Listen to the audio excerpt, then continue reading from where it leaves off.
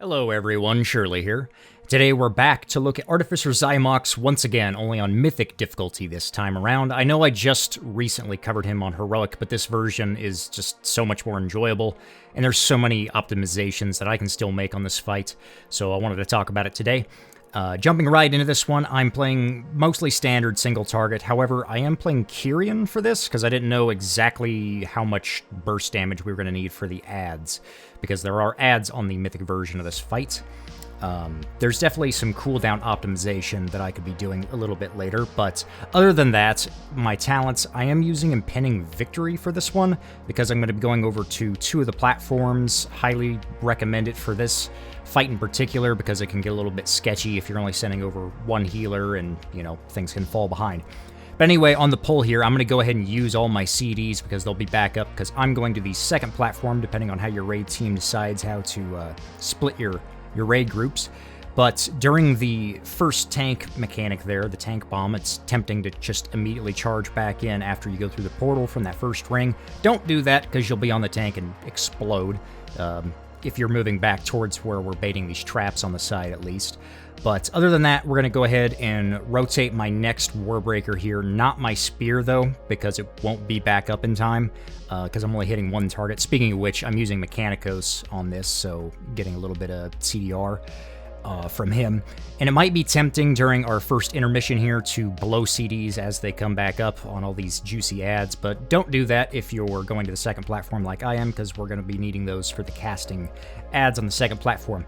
Speaking of the transition here, we are going to be pushing the boss before he casts his second ring, and even if he does get it off, you can push him to a low enough threshold that ring will despawn when he goes in intermission. As soon as those ads go down in intermission is when I'm going to leap over to the second platform, get over here as fast as possible to get these ads down. Now, it is wise to wait for your tank to pick up the Cartel Overseer, as he can melee you. If you just charge him instantly. I've unfortunately had that happen before. Also, it's good just to have your parry up for these platforms, because a lot of damage goes out, and if you're just charging him immediately, you know, you can always parry him if your tank is not immediately taunting or picking up threat on that. But that's why I was playing Spear, is because I wanted to get in the middle there and just blow up all those guys. You do have to watch out for the big cone. Hopefully the tank pulls him out on the outside, so it's not that big of a deal.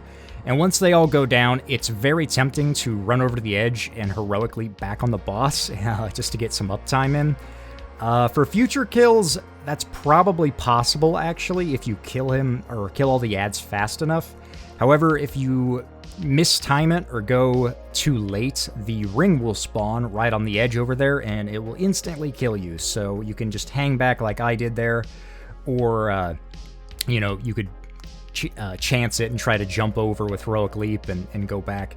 But during the second part here, we're just going to be going in for the ring, spreading out for the Sparklight Nova. I could have charged back on the boss here and got some time in, waiting for the tank pull in.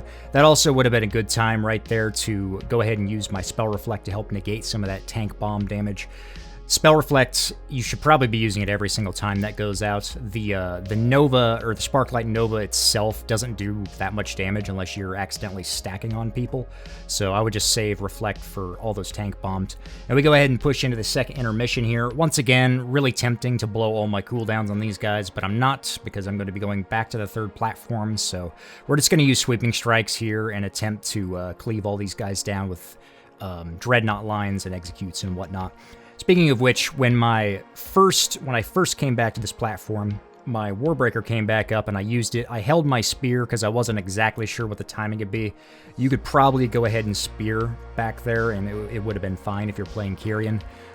For future reference, I'm going to try this fight as Night Fae as well, because given how the cooldowns line up, I think it would have been fine, frankly, playing with First Strike. But anyway, jumping over to the third platform here, we want parry back up for this because we've got the debuff from the second platform. Go ahead and just crank down all these ads. This is definitely the most dangerous platform because it's got the laser beam lines and the swirls on the ground. And right there, don't move in too soon, otherwise you'll get cleaved by the ring like our monk did in the front there, and he'll die from that. Like I said, you could probably Heroic Leap and squeeze out more uptime later on if you're really trying to parse this, but given this was our first kill, I was just playing everything pretty safe here. We're taking our next ring, spreading out for a Nova, and then We get into the last phase here, and CDs don't matter anymore, so I'm just going to be sending these on cooldown now. Go ahead and drop our next spear as we get back on the boss. And the last phase of the fight here is all about the ring management. And we're going to be dropping our last portal way off in the corner of the room over here. And you really don't need to worry about DPS at all. It's much more wise to be just worrying about yourself and watching these rings and getting the timings down perfectly. And the boss will just die rather than trying to, get greedy and just stay for every little bit of damage that you can. But as you see here, our DPS is moving all the way off into the corner for that portal drop, and you really want it to be as far and as close to the edge as possible. That way we can get 2-ring rotations, I guess you would say, coming out of the middle or the outside before we take either one of these portals. If you've seen any other Mythic kills, I'm sure you'll know what we're doing here. We're waiting for that second ring to get out. This bomb is pretty dangerous here. Our other warrior rallied for that, and I used my parry, and we drop a Spirit Link Totem, because that bomb, the tank really can't get away very quickly, so you definitely want personals right there. And then we're going to stand in the middle and wait to the last second for that second ring to pass the outside teleporter before we go back into it. And then it's just a burn the boss. At this point, if we had everybody alive, the boss would be dead before anything else really happens. But if your first kill is a little bit rough, then he will send out another set of rings, but you just play it like you just did before. There's no new mechanics or anything. It's just a rinse-repeat of the same set of rings. This tank bomb, since we only have one tank up, I'm going to go ahead and throw my rally up and not chase the boss there, just in case the bomb ends up killing us all. Throwing up a reflect just for it. Another good example that's impending victory is really nice if you're missing healers or anything at the very end of the fight here. But otherwise, it's just tunneling, executes, watching out for this ring. Once again, we're going to be waiting until the very last second before we go into this, spreading out for the Sparklight Nova, and not charging through the trap here, as tempting as that is. And get back on the boss for a last couple executes. And down goes Artificer Xy'mox once again on Mythic difficulty.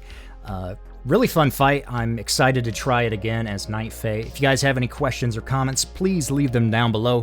Thank you for watching. Like, subscribe, all that jazz, and I will see you next time. Peace.